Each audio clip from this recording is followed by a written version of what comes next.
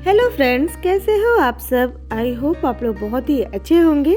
आज मैं छठ पर्व के तीसरे और चौथे दिन की ब्लॉग की वीडियो लेकर आई हूँ, जो मैंने थोड़े से क्लिप लिए थे, जो आज मैं आप लोगों के साथ शेयर कर रही हूँ। तो पहले अर्घ के दिन, खरना के बाद पहले अर्घ के दिन हम लोग सुबह सुबह नहा धोआ के फ्रेश होके सबसे पहले छठ पूजा में चढ़ने वाली ठेकुआ और लड़ुआ की तैयारी करते हैं।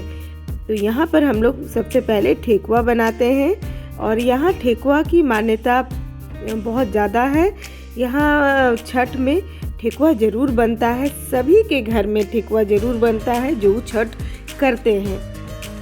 तो हम लोग यहाँ ठेकुआ और लड़ुआ चावल के आटे से बनती है। तो लड़ुआ और ठेकुआ सब मिलकर श्रद्धा भाव से बनाते हैं। बनाते बनाते दोपहर हो जाती है, तो उसके बाद सूप की तैयारी की जाती है। तो सूप को सबसे पहले हम लोग ऐसे ही पानी से धोकर फिर गंगा जल से उसे धोते हैं। गंगा जल की मान्यता बहुत है, यहाँ सबको गंगा जल से धोते हैं। यहाँ पर फल को सबसे पहले सिंपल पानी से धोते हैं, उसके बाद उसे गंगा जल से शुद्ध किया जाता है। छठ में शुद्धता की बहुत ही मान्यता होती है, इसे बहुत ही साफ सुथरे ढंग से किया जाता है और इसमें सभी तबके के लोगों की भूमिका होती है। जैसे सूप है जो डोम बनाते हैं, जो मिट्टी के बर्तन होते हैं वो कुम्हार से हम लोग लेते हैं। इसी तरह अनाज जो है वो किसान से लेते हैं। इसी तरह से इस छठ पर्व में सभी लोगों की, सभी तबके के लोगों की, सभी लोगों की भूमिका होती है।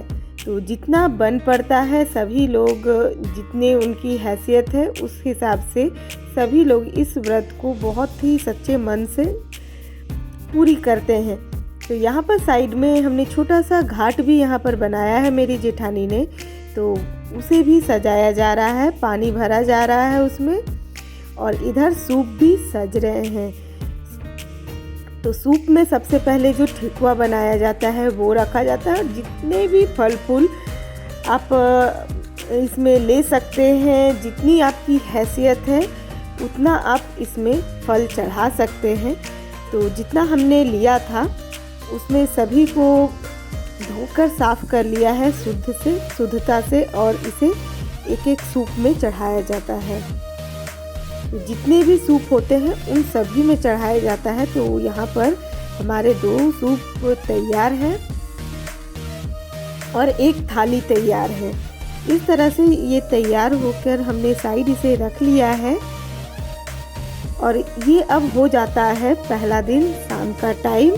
तो शाम के टाइम में जो व्रती हैं वो पानी में डुबकी लगा लेती हैं और डुबकी लगाकर सूरज डूबने का इंतज़ार करते हैं। और यहाँ पर सारे जो हमने सूप तैयार किया था उसमें सारे दिए भी जला लेते हैं, अगरबत्ती लगा लेते हैं।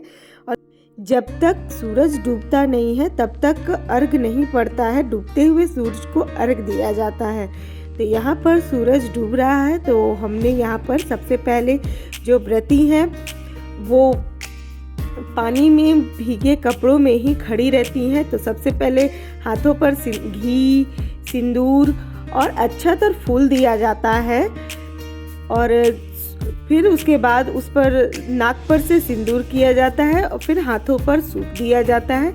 तो यहाँ पर सभी मिलकर सूप देते हैं और दूध और पानी से अर्घ दिया जाता है। दूध और पानी से अर्घ देकर जो व्रती हैं सबसे पहले यहाँ पर हुमाद जलाती हैं। हवन से ही ये पूरा होता है व्रत। तो यहाँ पर हवन करती हैं, हुमाद जलाती हैं। हुमाद जलाने के बाद उसे प्रणाम करती हैं और यहाँ पर जो कपड़े बदलते हैं ना, वो सभी मिलके बहुत ही उल्लास से और खुशी से कपड़े धोते हैं और बहुत ही अपने आप को गौरवशाली महसूस करते हैं कि हमने व्रती के कपड़े धोए हैं, और सभी मिलजुल कर बहुत ही खुशी मन से, हर्षोल्लास से ये धोते हैं। और यहाँ पर थोड़ी देर सब थोड़ा सा गीत गाते हैं छठ पर्व की, छठी माई की। उसके बाद हम लोग हम लोग मंदिर चले आते हैं और मंदिर में हम लोग प्रसादी चढ़ाते हैं। जो हमने ठेकुआ और लड़ुआ बनाया है वो सब मंदिर में भी थोड़ा थोड़ा भगवान जी को चढ़ाया जाता है, दीपक जलाया जाता है। उनके सामने भी जितने लोग छठ करते हैं सभी लोग मंदिर ज़रूर जाते हैं उनके घर से, और उनके घर से दिया दीपक ज़रूर जलता है। उसके बाद हम लोग घर वापस आ जाते हैं और दूसरे दिन सुबह सुबह 3 बजे के करीब उठकर नहा धोकर तैयार होकर सुबह के अर्घ की तैयारी करते हैं। सूप सजाते हैं। सूप जो हमने शाम के अर्घ में जो इस्तेमाल किया था उसे इस्तेमाल नहीं किया जाता है। फल को उसे निकाल कर रख दिया जाता है और दूसरे फल और ठेकुआ जो हमने बनाया होता है, जितने भी फल आपके पास हैं, जितने भी फल लिए हैं उस हिसाब से सूप को सजाया जाता है। तो यहाँ पर हमने सूप को सजाकर तैयार किया है और अब टाइम हो गया है अर्घ का। तो यहाँ पर सूप भी सज गए हैं और डलिया भी तैयार है। तो यहाँ पर डलिया को सर पर रख कर ले जाने की मान्यता है। तो यहाँ पर जेठानी का बेटा वो डलिया को ले जा रहा है जहाँ पर घाट हमने तैयार किया है। तो यहाँ पर घाट पर डलिया रखेंगे। डलिया दौरा में से सारे जो हमने सूप तैयार किया है उसे निकाल कर एक एक कर नीचे रखेंगे। और यहाँ पर जो व्रती हैं वो इंतजार करेंगी सूर्य निकलने का। ये उगते हुए सूरज को अर्घ दिया जाता है। एक दिन शाम में डूबते हुए सूर्य को अर्घ दिया जाता है संध्या काल में, और यहाँ पर सुबह में उगते हुए सूर्य को अर्घ दिया जाता है। तो हमने सूप को तैयार कर लिया है।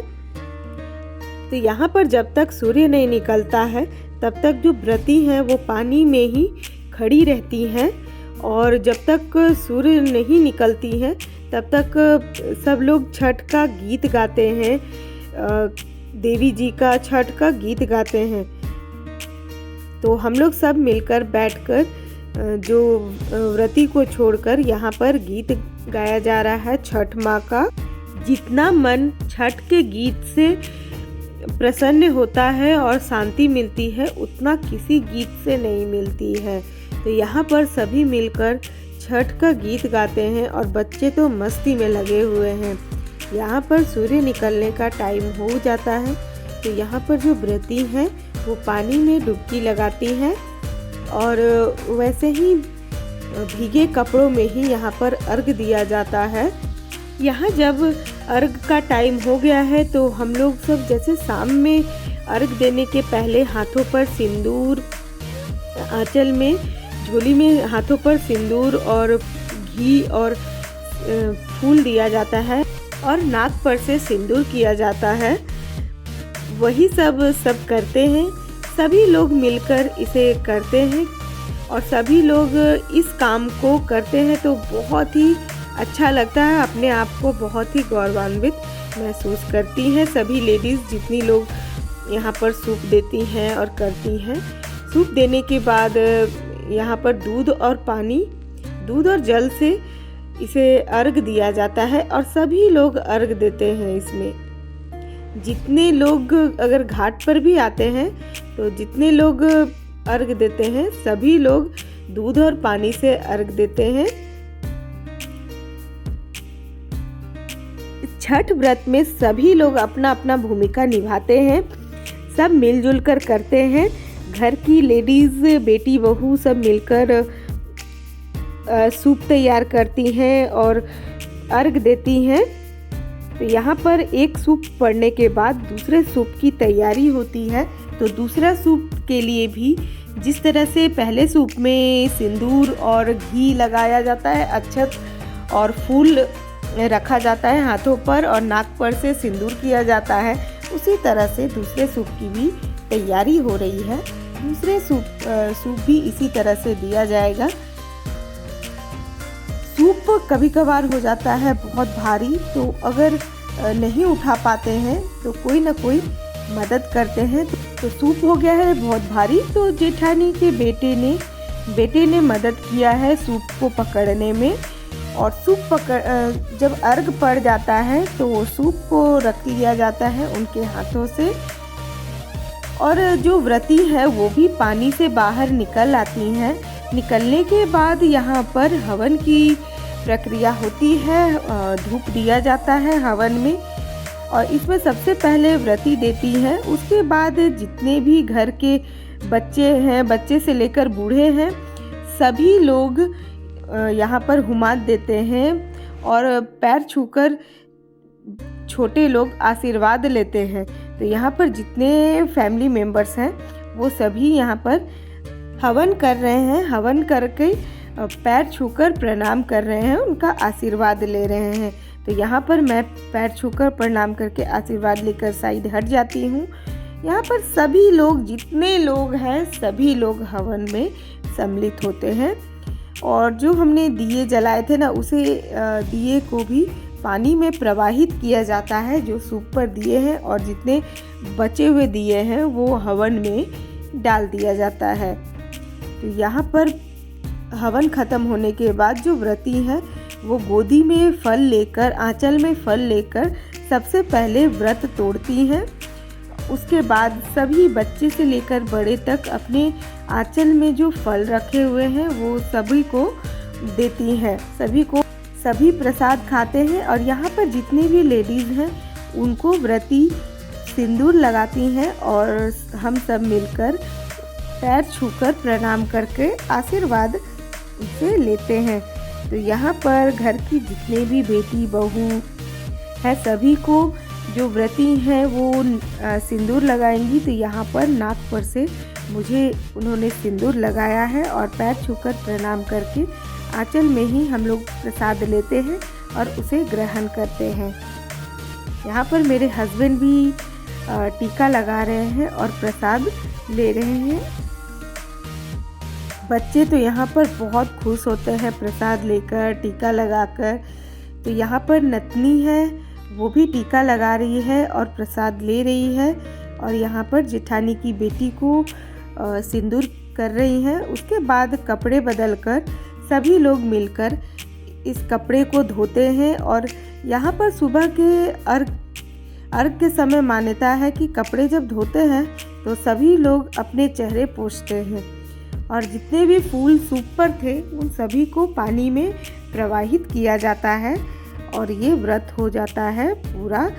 तो यहाँ पर सबसे पहले पारण किया जाता है। तो पारण करने के लिए हमने सब्जियाँ, भुजिया, ओल की सब्जी, साग, थोड़ी सी मिर्ची फ्राई और भिंडी और अरवा चावल हमने बनाकर रखा था। जितने तरह की आप पकवान बना सकते हैं आप इसमें बनाकर दे सकते हैं। सबसे पहले व्रती को दिया जाता है। तो यहाँ पर व्रती जो है वो खा रही है, साथ में दही भी बहुत ज़रूरी होती है और दल कद्दू भी। व्रती के खाने के बाद ही सभी लोग खाना खाते हैं। तो यहाँ पर आप देख सकते हैं बच्चों की मस्ती। ये लोग की तो मस्ती ही हो गई है, बहुत ही एंजॉय कर रहे हैं, पानी में खूब डुबकी लगा रहे हैं, गोते खा रहे हैं। तो यहाँ पर मेरा दोनों बेटा और नतनी तीनों मिलकर खूब एंजॉय कर रहे हैं। अगर आपको हमारी आज की वीडियो अच्छी लगी तो प्लीज़ एक लाइक ज़रूर कर दीजिएगा। चैनल पर अगर न्यू है तो चैनल को सब्सक्राइब भी कर लीजिएगा, साथ में बेल आइकन भी प्रेस कर लीजिएगा। Bye bye friends.